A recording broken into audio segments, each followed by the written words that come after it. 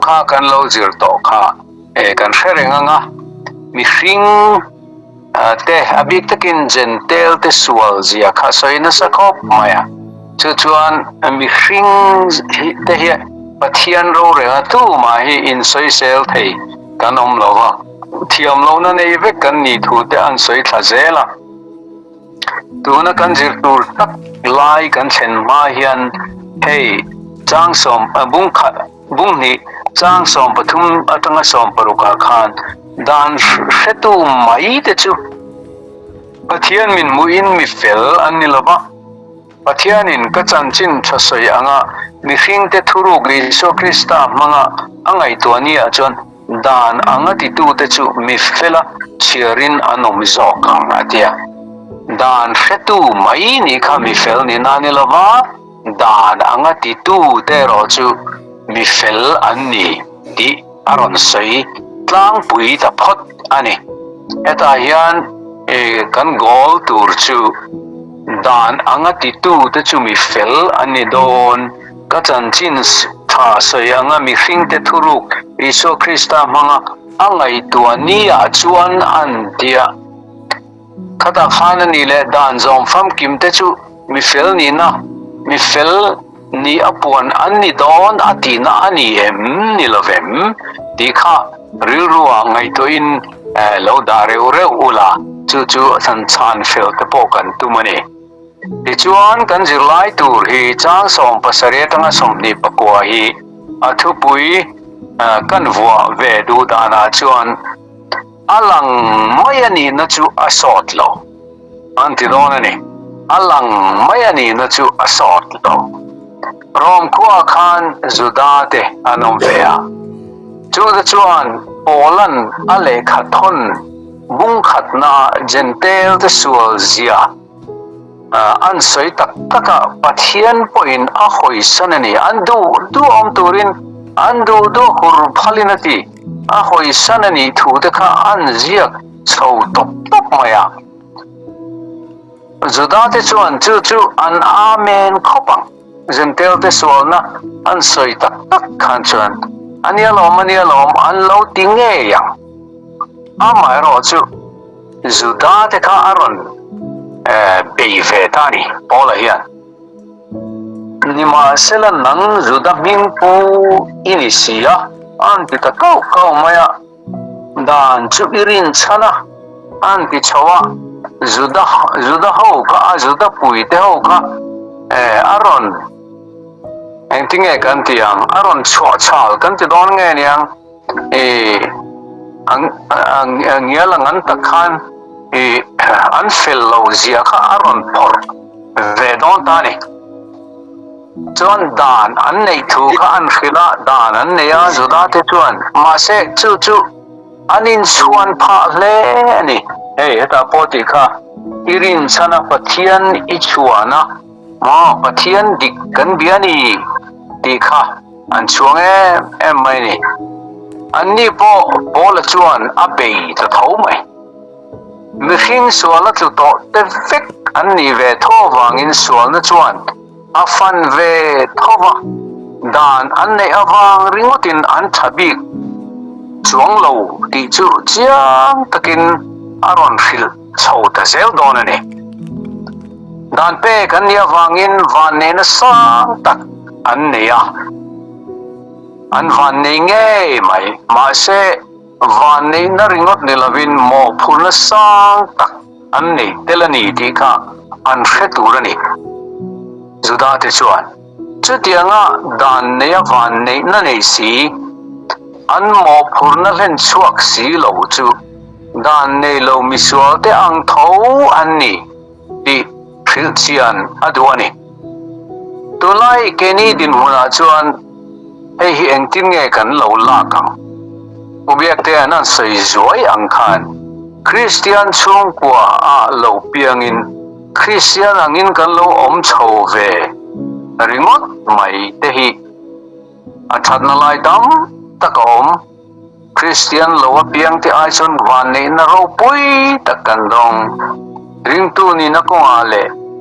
ti tu ra hian enge kan an o ti ro chu tang dai mai ni kan tha chuang bi kem ti kanin en nan helaya hian dan nei i zudate dan atang hian ola hian midang zong tan po dar thalang fia deu mai kan ma aron hung ani ti hi riaila dan nei si dan anga ti si lo zudate polan adem na thu hi kanin en fianan zanina hian kan ma kan han hung don ani chang som pasarina tanga chang som ni chunga hian dan nei tu zudate chuan van nei na an nei ti a han soya pisangi kha video khalawin hongani mel kamu mai van nei na an nei ni ti kha an soya chu an van nei na te chu pakhate te in an en taila pakhatna chuan Pathian dan an nei chu van nei na haro puilu tu gane dan kha an ne na pe kane Pathian dan thiang lim kha thu som pe kha zudate ne na pe kane panina chuan van nei na panina chuan Pathian tak an ne na ain thria tir Pathian tak an bia ten apathum na chuan Pathian du zong an thria tu chuan van nei na Pathian du zong an thria palina chuan thil tha le thalo an thria dan an nei tla ka wangin Pathianin enge tha ati le thalo ati ka an thria ten pangana chuan fin na le thutak an nei fin na le thutak an nei Pathian dan dong tu te su fin na enge mutak an nei parukna chuan chumini an ne wang chuan middel te hruai tu an ni middel te hruai tu tur an ni pasarina chuan thim zinga om te en tu tur an ni le bok chu chuan mo phulna lam kha ni ta ni pariat na chuan mi a te fin na hriat tir tu ti fing tu tur an ni ten pakona chuan no sen mol te zirtir tu tur an ni chu van nei na kong hrang tam tak van nei na Gideon na ti tur pubiak te lira mo kan ret ka ti mai sin Gideon na ti zok tur ani chu van nei na satak an hriat an nei chungkhan mo phurna na satak an nei middel te hruai tu turan nia thim zing om te en tu turan nia mi a te ti fing tu turan nia no sen mol te zirtir tu turan ni ti chu chang som pasari atanga chang som ni chunga khang an van ni na le an mo phurna te kha aron sei chom mia mai ni ti chuan chang som ni pakhat na kan lo en chuan enge ni aron sei ta chutiang ini anu in nang midang te zirtir tu nang ma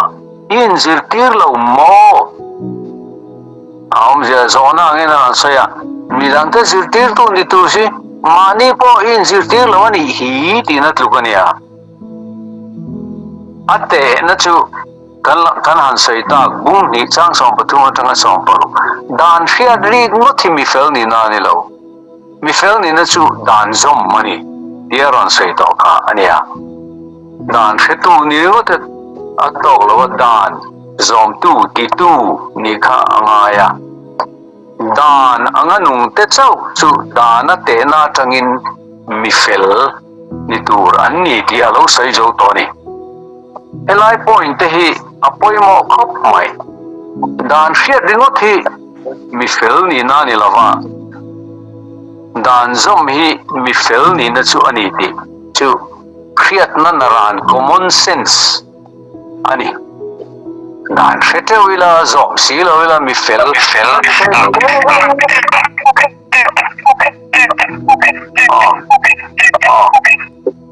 boy deu enge ron rinoi re le toy dan khiat ringot mi fel ni na ni lo dan zom hi mi fel ni na chu ni tu som pe trivial sin ruk ka ruk mil chuan tu som pe ka rusu ti ama ui re su ti ama ui re ka ui re mil chuan tual that su ti ama tual ka tha mil chuan kang ka om reng ani ti ka khekur mai la khiat na ringot ka fel na ni reng reng na ka zum ka fel na ni zong ani Pathian thu reveal ke ni huna chuan hetiang hian lo ngai to tai la Pathian thu reveal si soi zu thei soi zo thei si zom si lo chu kan fel chuang lo ti na ni chu eng zula te nan ti so lian pui chu an khiat na kha an wan puya zentel te an musita dan kheve lo kha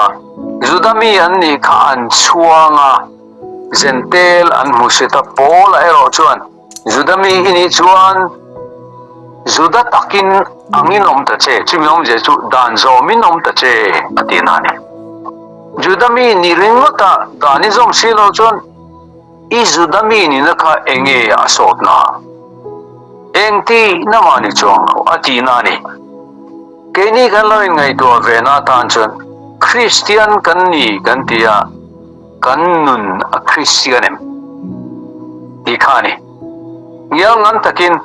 nang mi rug lo tu ra fil tu nang in routine mo rug lo tu ra fil tu i routine sia atinari de ka mai ni tir lo turin izir tir zuta ma se nangin azir tir tu berini ruk season inge izir tir na ka omisia ruk thu mai poni lovin ui re na thuwa akai chawa ui re chungchang te soi zela milem biak chungchang te soi chho zela ni milem belo tur zir tir sin milem biak na ina thil te irutin te tiani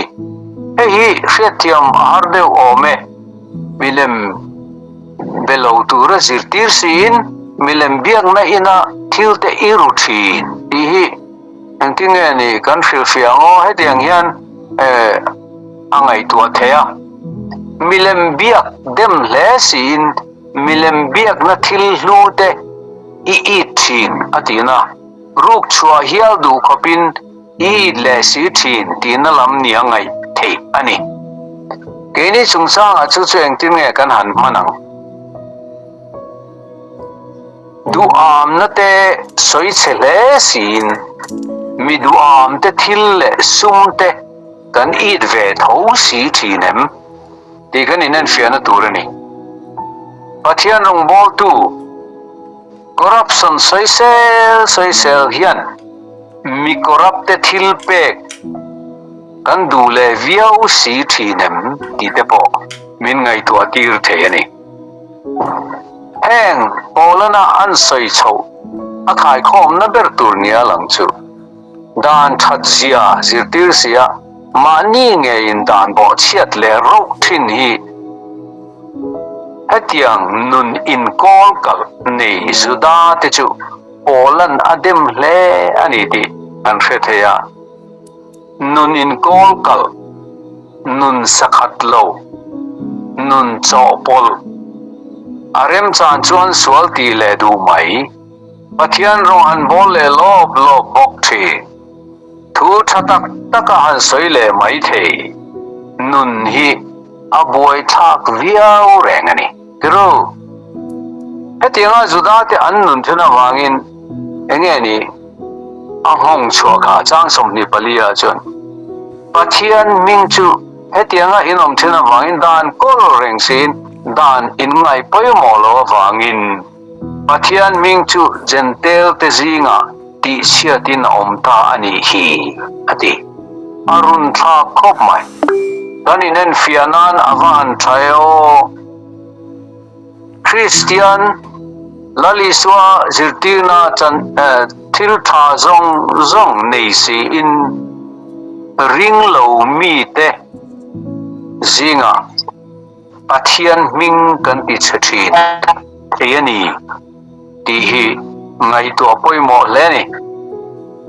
kan rama ring lo mi om te hian Isua ring tu le zui tu ni an chak lo na chan lian pui chu ring tu te Christian te kan nun an ena dang lam na kan nei chuang lo ti an hu chiang em thian ani achang phei chuan kan sual zok thil sual kan ti tam zok ti te hi an hre ve kur ani ka kan ina electric sesiam tur kan ko thin pakhat chu Mizo tong thiam khop om rei to boka Hindu ala niranga Pathian thu te ngai tha ngai em te kan ti fiam vel thina biagina te ni khom ve em te kan han ti fiam thina ai chong le ne minang vekalom antia anti ti thui pui deu phei chanin kan Christian te zinga Mizo Christian te zinga chumi khami ti tur an that lo na mu chian soi tur he fu zel maya aza thak lek lek zok the ani missionary te kan in tir chuaka atha em an thok thale lom mai boka tang puin lomom takani ma se Mizo te kan tam na hun kan chim deu na hun kan missionary te om na tho kan chim kan mai vai deu ate hung ka char phai vela te khu kwan chonin kan missionary te rong bol na tipil khophian kan khosa fo mai ani ti alang chiang khop mai anin tunge Christian dik takle Christian dik taklo an lo hrang to si laba tung khat chu ra kan ram thar jin hoin baga phea kwan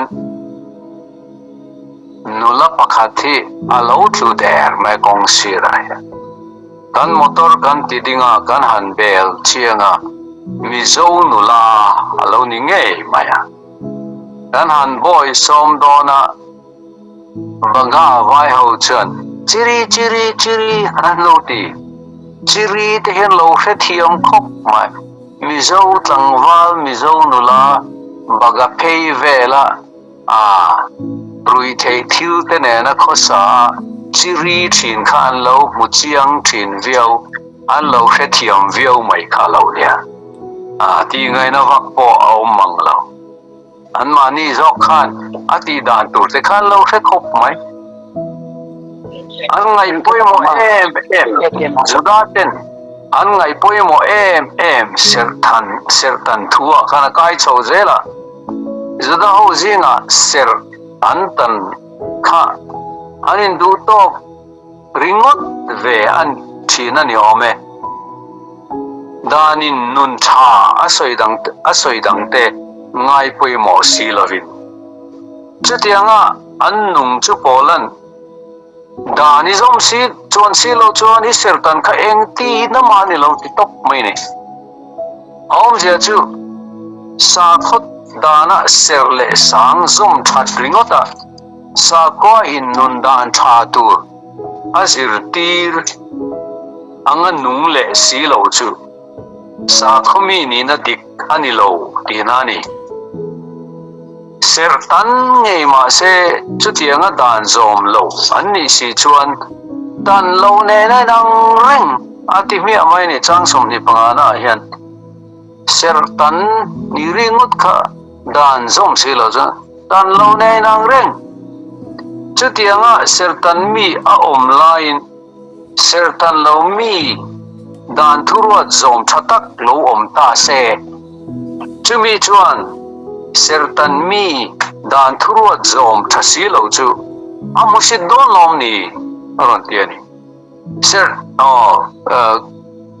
ring lo mi kan ti te Christian ni lo ten thafu fu ko sa ho te chuan Christian in ti ve ho thalo tak taka nungan mo chuan adik tak chuan soi thadu se chumin musit viawang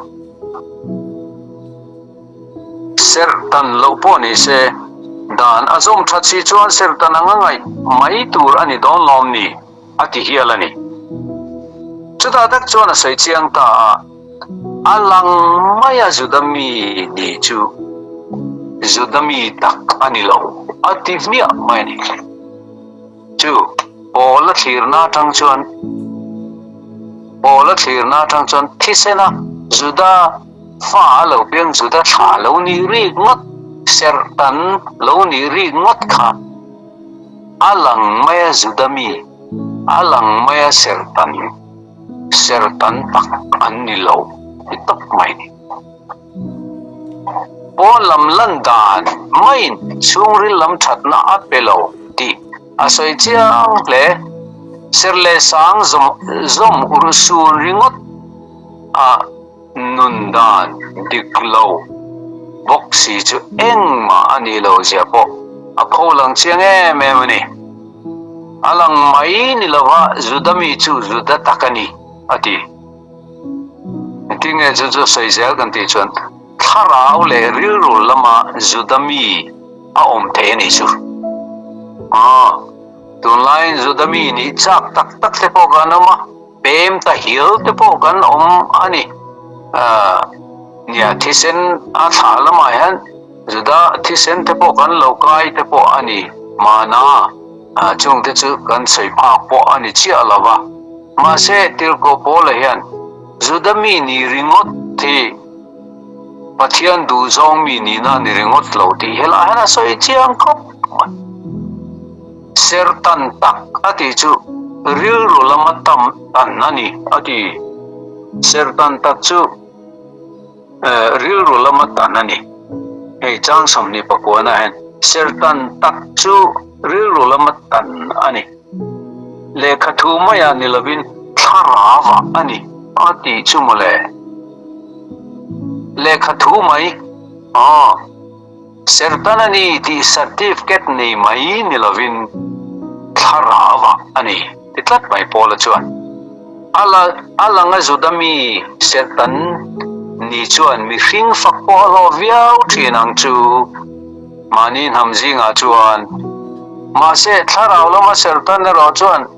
mi hring fak po lo kerlo ani mai thei ma se tharau lama sertan chuan Pathian fakna atonga Pathianni na fakam chan chu Pathian chu thin lung le tharau muchiang tu ani tlat ani judate babulon sala antan chan berpo ka engdang ani lawa Pathian dan an kola nitin an chiara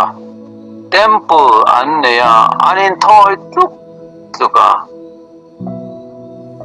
chu on lam thil takin anti ursune emani ma se chung lam tharau thatna mihring in karanun tha mire thei le mei thai te ngai sa katiang lama khan eng man ni silawa milem te anan bele ri bok thina chu Pathian huwa zong takani Pathianni na huwa the chu misol ani anga langtok mai chu Pathian hian ho em lo ani ang oro chu an sual zia in thria te pe chu alom zong takani thin lung chir in chir ngoi chu Pathian lom zong ani te an sim pe an sual zia in thria anin ngai tlom pe jan Pathian lom zong tak po an lo ni zok dai the ma se ahuat em chu tha anga lang sia tha anga in lan tir sia chungril lama sual na nei si aru ka sual si chu Pathianni na em ani ten zok fe ni katiang bolona ka ti hela hian pola hian a thai lang chiang khop mai ole geni ngai to na tan chun in tha chona wanga Christian ni ri ngot atok lawa mitin te hi mani ngei Pathian nen in lai chin na dik kan ne anga ni amen chu dan Zofa kim tu kan Lal Isua Krista kan rin na avangin alawam thei dan nei lawa dan Zofa kim tu chu mi felani atia eta hian tirko pole hian nakina kanla zir chauze la pola chiang tur chu mi hring hian dan a Zofa kim chon Pathian in mi fela pomang ti na lam ni lovin a theory in min da na Zofa kim thei phachon mi fel ani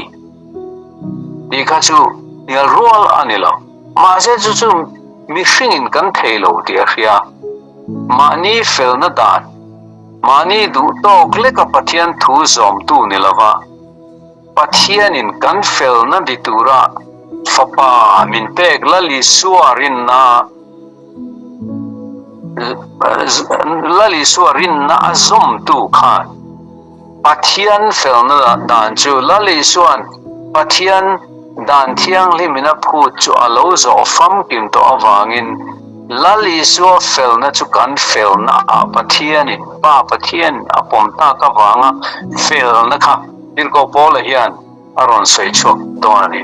akilama kan sei Martin Luther upon amu chian tak em Pathian fel na chu adika rin na in mi fel chu rin na in anungang tiom ja chu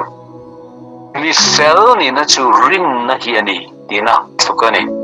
chu kan chu chauzel tura po alo fia chauzel donani dan Zofa kim tu chu mi fel ani a hanti po hi mi in dan Zofa kim tak thei chu tiang chu be tal turani ti lam ain i a theory in ron soi ani maya atum tak min khal atum